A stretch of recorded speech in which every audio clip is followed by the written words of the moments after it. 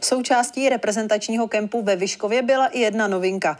Páteční odpolední trénink pod vedením týmu Marka Kopeckého byl otevřen pro širokou veřejnost.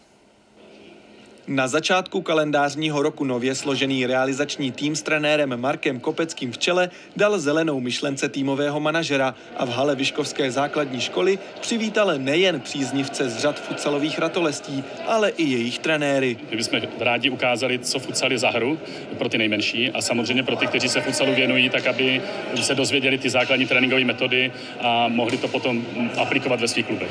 Protože naším cílem je tu komunitu budovat od spodu, aby se všichni setkávali s futsalem a rozšiřovali jsme naše řady. Ty lidi, který ten futsal zajímá, chtějí se nějak něco naučit nebo se posouvat taky, tak mají vlastně tu možnost vidět to, co by mělo být jako nejlepší v republice, a to je trénink reprezentace, takže jsme na to hodně zvědaví, malinko jsme z toho nervózní, ale uvidíme, snad to dopadne všechno dobře.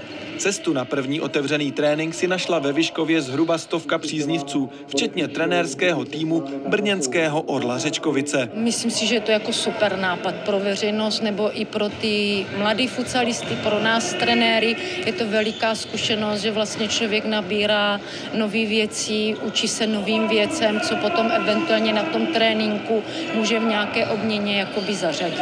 A zařadit v pravidelných intervalech by se měly v budoucnu i otevřené tréninky na seznam plánovaných akcí národního týmu. My bychom rádi ten systém zaběhli ve všech regionech, kde budeme. Máme nějaké plány, zatím nebudeme říkat úplně konkrétní, aby nám potom nebylo vyčteno, že jsme to nedodrželi, ale rádi bychom směrem k té veřejnosti komunikovali mnohem víc.